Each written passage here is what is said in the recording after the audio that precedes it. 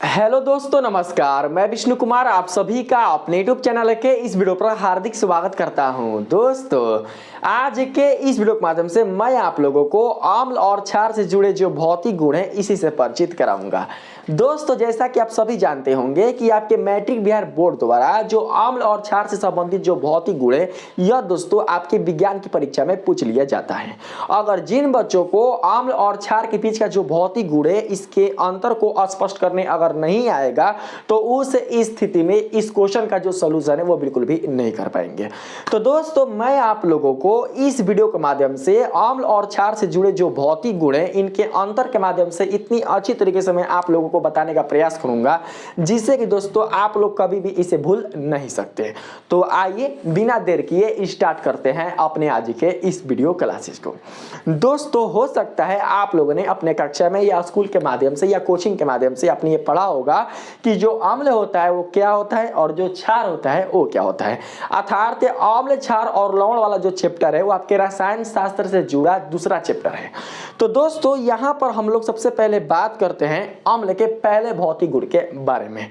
मैं आप सभी को बता दूं कि यदि आपके एग्जाम में अगर क्वेश्चन इस तरीके से आए कि अम्ल और क्षार में विभेद करें तो उस स्थिति में दोस्तों आप लोग अम्ल और क्षार से जुड़े भौतिक और रासायनिक गुणों को लिख सकते हैं मिला जुला कर, अर्थात मिश्रित कर कर, क्योंकि उसमें दोस्तों आपको केवल अंतर ही लिखना है। तो अंतर आप दोस्तों भौतिक गुण और रासायनिक गुण दोनों को मिलाकर भी आप लिख सकते हो, उसमें अंतर विभेद कर सकते हो। लेकिन यदि आपके सामने क्वेश्चन आ जाए कि अम्ल और क्षार में अंतर भौतिक गुणों के आधार पर स्पष्ट कीजिए तो उस स्थिति में जो अंतर होने चाहिए दोस्तों वो भौतिक गुणों के आधार पर ही होना चाहिए।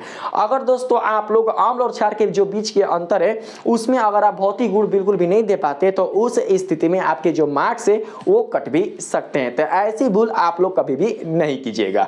तो बात करते हैं जो अम्ल का पहला भौतिक गुण है उस पर। ठीक, तो दोस्तों देख सकते हैं जो पहला गुण है वो क्या है, तो वो है अम्ल प्रायः स्वाद में खट्टे होते हैं।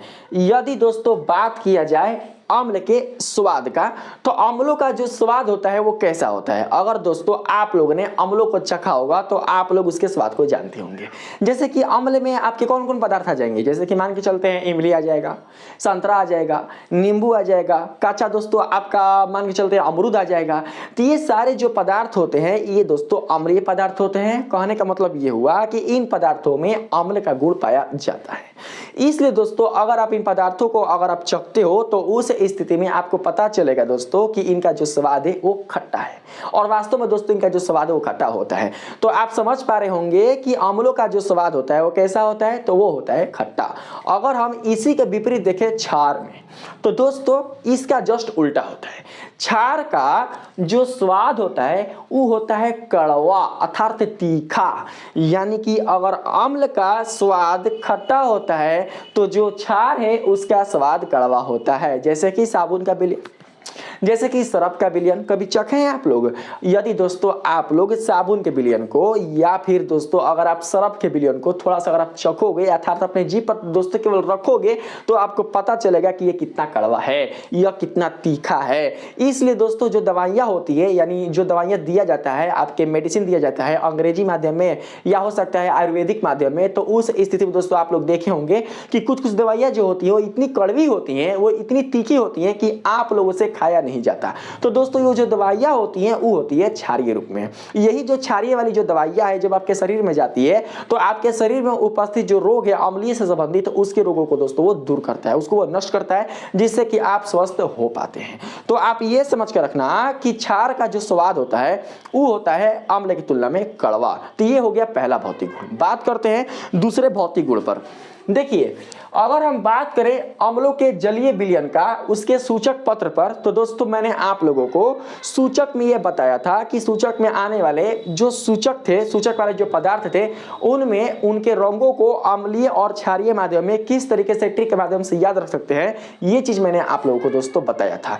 अगर आप लोग दोस्तों उसे जानते हैं, उसको अच्छे से समझ पाए होंगे तो दोस्तों आप लोग आराम से क्या कर सकते हो कि इसमें आप बढ़ा सकते हो, मतलब नंबर बढ़ा सकते हो। क्योंकि सूचक में दोस्तों मैंने लिया था लिटमस पत्र, फिर मैंने लिया था मेथिल ऑरेंज, फिर मैंने लिया था फिनोल्फेथलीन, फिर मैंने लिया था दोस्तों चुकंदर, फिर लिया था हल्दी। तो इतने सारे सूचक हैं और इतने सारे सूचक में जो रंग है वो अम्ल और क्षार के कारण परिवर्तित हो रहे थे। तो ये सारे जो परिवर्तन है ये भौतिक ही परिवर्तन है और इन भौतिक परिवर्तनों को दोस्तों आप लोग इनके भौतिक गुण में लिख सकते हो, जिससे कि क्या होगा कि इनका जो नंबर पॉइंट है वो आगे बढ़ सकता है और आपकी जो कॉपी है वो एग्जाम में बिल्कुल अच्छे रूप से सज सकती है। तो बस तरीका चाहिए लिखना, बस तरीका चाहिए पढ़ना।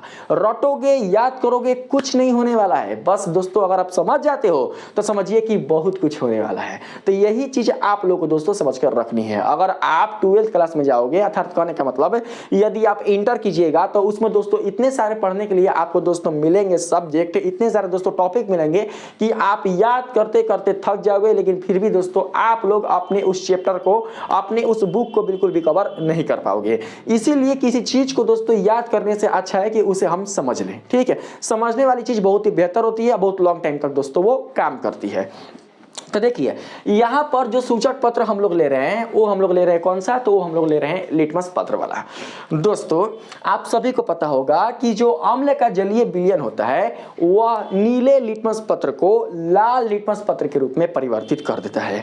मैं आप सभी को बता दूं कि जो अम्ल होते हैं वो जल की उपस्थिति के कारण ही अपने अम्लीय गुण को प्रदर्शित करते हैं।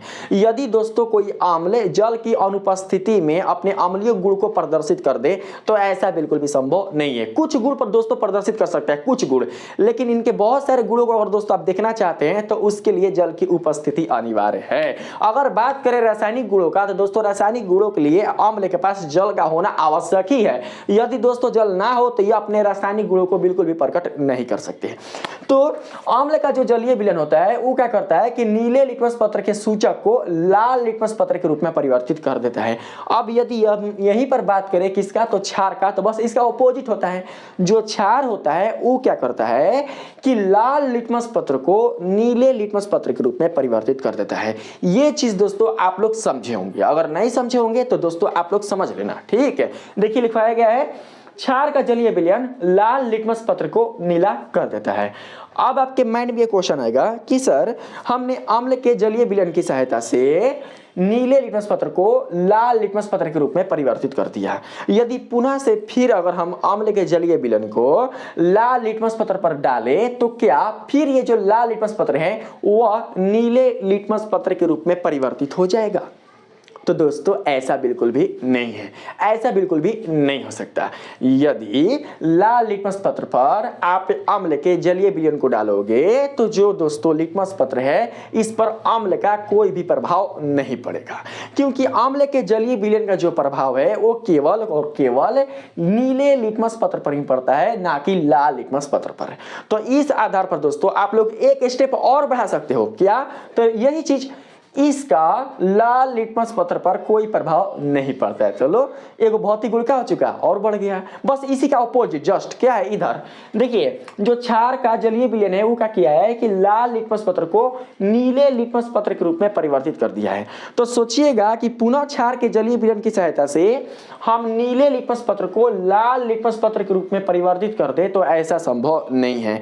यदि नीले लिटमस पत्र पर आप लोग क्षार का जलीय विलयन डालिएगा तो दोस्तों उस लिटमस पत्र पर क्षार का कोई भी प्रभाव नहीं पड़ेगा। तो लिख सकते हैं इसका नीले लिटमस पत्र पर कोई भी प्रभाव नहीं पड़ता है। 3 गो हुआ भौतिक गुण। बात करते हैं चौथा। तो दोस्तों देखिए यहां पर जो चौथा है वो है, देखिए आपका सूचक से ही संबंधित है। यह मेथिल ऑरेंज को लाल कर देता है, जो कि मेथिल ऑरेंज एक प्रकार का सूचक है। मेथिल ऑरेंज की सहायता से हम किसी विलयन की प्रकृति को बता सकते हैं कि वो जो विलयन है वो अम्लीय है कि क्षारीय है या फिर वह उदासीन है। तो दोस्तों मैंने आप लोग को ट्रिक के माध्यम से बताया था, यानी कि मेथी और यहाँ पर मैंने जो ल है उसको लिया था दोस्तों लड्डू से, यानी मेथी चूर का लड्डू। और मैंने बताया था कि मेथी चूर का जो लड्डू होता है वो 2 कलर का होता है, पहला होता है लाल और दूसरा होता है पीला। लाल को रखेंगे हम लोग किस में, तो अम्ल में, और पीला को हम लोग रखेंगे किस में, तो क्षार में। यानी कि अम्लीय माध्यम में जो मेथिल ऑरेंज होता है वो होता है लाल, और क्षारीय माध्यम में जो मेथिल ऑरेंज होता है वो होता है पीला। तो हम लोग लिख सकते हैं सिंपली रूप से यह मतलब अम्ल मेथिल ऑरेंज को लाल कर देता है। और आपको पता है कि क्षारीय माध्यम में जो मेथिल ऑरेंज है वो होता है पीला। तो सिंपल से लिख सकते हैं यह मतलब कौन भैया, तो क्षार, यह मेथिल ऑरेंज को पीला कर देता है। तो एक गुण और बढ़ गया। तो क्या याद करना है, बस सोचना है, अपने से दिमाग लगाना है, कैसे पढ़ाएं कैसे बढ़ाएं, कैसे बिजनेस बढ़ता है, कैसे आदमी दिमाग लगाता है कि हाँ हम अपने बिजनेस को कैसे हम आगे बढ़ा सकते हैं। 1 रुपये से कैसे 2 रुपया कर सकते हैं, 2 रुपये से कैसे 3 रुपया कर सकते हैं, 3 से कैसे 4 कर सकते हैं, 4 से कैसे 5 कर सकते हैं। मतलब वो अपने आप को और अपने बिजनेस को डेवलप करता रहता है, डेवलप करते रहता है। ठीक उसी प्रकार से आपको भी डेवलप करते रहना होगा। तब दोस्तों आप क्या कर सकते हैं, कुछ अपने लाइफ में आगे बढ़ सकते हैं। आगे ये भी क्या चीज है, सूचकें है, कौन, फिनोल्फेथिलीन। तो दोस्तों मैंने इसके लिए भी आप लोगों को ट्रिक दिया था। फिनोल में जो फी है इसका अर्थ हम लोग ले लेंगे फिंगर यानी कि उंगली से, और जो ना है इसका मतलब होता है नाखून, यानी हमारे उंगलियों में नाखून होते हैं। और मैंने दोस्तों आप लोगों को बताया था कि हमारे हाथों की उंगलियों में जो नाखून होते हैं यह 2 रंगों के रूप में होते हैं। पहला होता है उदासीन के रूप में और दूसरा होता है गुलाबी के रूप में। मैंने ये भी बताया था कि जिस मनुष्य के शरीर में हेमोग्लोबिन की मात्रा कम होती है, अर्थात उसके शरीर में ब्लड की मात्रा कम रहती है, तो उस स्थिति में उस शरीर के उंगलियों में जो नाखून होते हैं वह उदासीन रूप में दिखाई देते हैं, मतलब रंगहीन दिखाई देते हैं, रंगहीन। लेकिन जिस किसी भी मनुष्य के शरीर में खून रहता है उसके शरीर में हेमोग्लोबिन की मात्रा प्रचुर मात्रा में रहती है, तो उस स्थिति में उसके नाखून का जो रंग होता है, उंगलियों के नाखून का जो रंग होता है वो होता है गुलाबी। तो ये था ट्रिक। तो दोस्तों आप समझ पा रहे होंगे कि अम्लीय माध्यम में फिनोल्फेथिलीन का जो रंग होगा वो होगा कैसा, तो वो होगा रंगहीन। और क्षारीय माध्यम में जो फिनोल्फेथिलीन है इसका जो रंग होगा वो होगा कैसा, तो वो होगा गुलाबी। याद रखना अम्लीय माध्यम में होगा रंगहीन और क्षारीय माध्यम में कैसा होगा, तो होगा गुलाबी। तो एक गुण और बढ़ गया। आगे देख सकते हैं छुटिए गया है, कौन कौन हुए छूटा है, तो छूटा है हल्दी छूटा है, फिर चुकंदर छूटा है। ठीक है, ये 2 दोस्तों आपके छूट चुके हैं। तो चाहे तो हम उसको भी लिखकर इसको आगे बढ़ा सकते हैं। मैंने सारा ट्रिक दोस्तों मैंने दे चुका है, आप चाहे तो पिछला वीडियो देखकर आप दोस्तों सीख सकते हैं उस चीज से। ना तो अगर इसमें सारा चीज बताएंगे तो वीडियो काफी लंबा हो जाएगा। तो बढ़ते हैं आगे। हाथों लिखोगे ना 5 को गुड़, अगर आप एग्जाम में 5 को लिखते हो तो बहुत है, ज्यादा है, लेकिन मैं थोड़ा सा ज्यादा करके ही लिखवा रहा हूं ताकि आप लोग के लिए बिल्कुल भी कम ना पड़े। ठीक, आगे है अम्ल के जलीय विलयन में हाइड्रोजन आयन उपस्थित होते हैं। तो दोस्तों आपको पता होगा कि अम्ल के जो जलीय विलयन में जो आयन होते हैं वो होते हैं कौन सा, तो होते हैं हाइड्रोजन। देखिए जैसे ही अम्ल को जल में डालोगे ना, जैसे ही अम्ल को जल में डालोगे तो अम्ल में उपस्थित जो हाइड्रोजन आयन है यानी जो H+ है वो क्या करता है कि जल के साथ संयोग करके हाइड्रोनियम आयन बना देता है, यानी कि H3O+ क्या बनाता है, तो हाइड्रोनियम आयन बना देता है। इसको दोस्तों आप लोग समझ कर रखना, मतलब कि जल के अणु के साथ ही जो ये हाइड्रोजन वाला जो आयन है वो उससे जुड़ जाता है। और उस स्थिति में जैसे कि मान के चलते हैं HCl है, HCl, तो HCl में जो हाइड्रोजन है वो जुड़ गया इसके साथ, जल के साथ। अब बच गया क्या, बच गया ओनली पर क्लोरीन यानी Cl- है।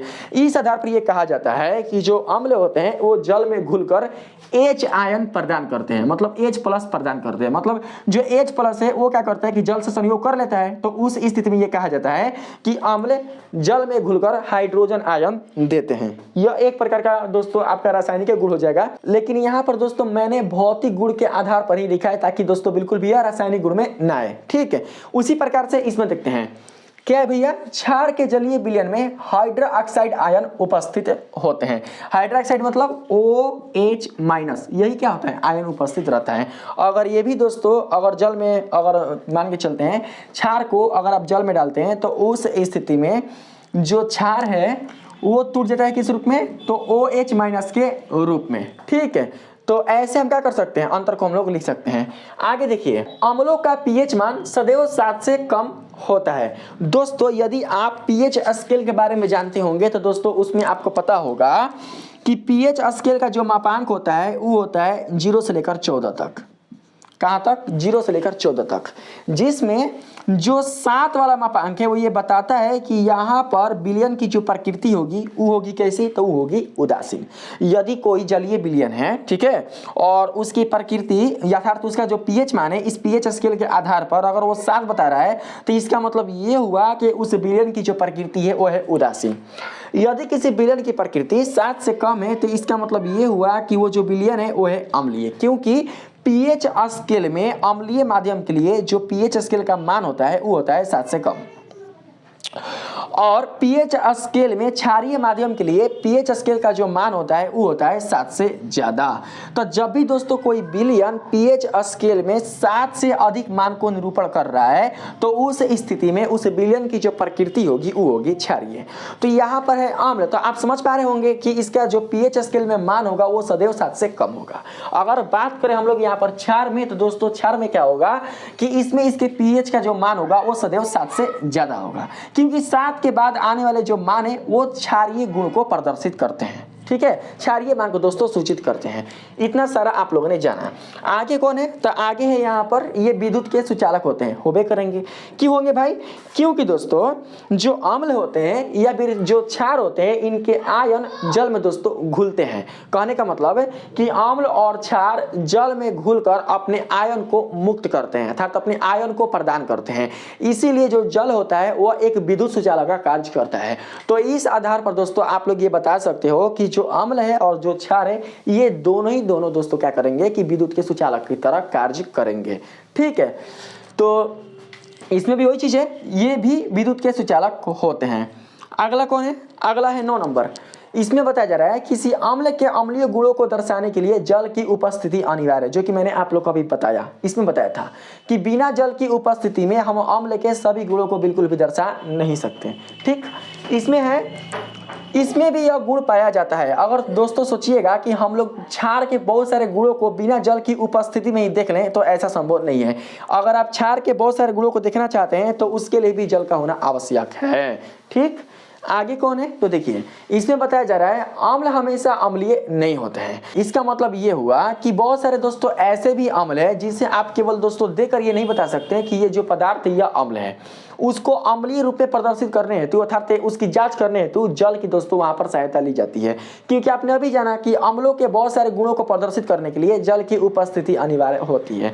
इसलिए यदि किसी अम्ल का पता लगाना होता है तो उस स्थिति में उसके जल के साथ दोस्तों क्रिया कराई जाती है, रासायनिक अभिक्रिया कराई जाती है, जिससे कि उसके अम्लीय गुणों का दोस्तों पता चलता है। अगर उसके अम्लीय गुणों का पता चलता है तो उस स्थिति में यह बताया जाता है कि वो जो पदार्थ है वो एक प्रकार का अम्लीय पदार्थ है।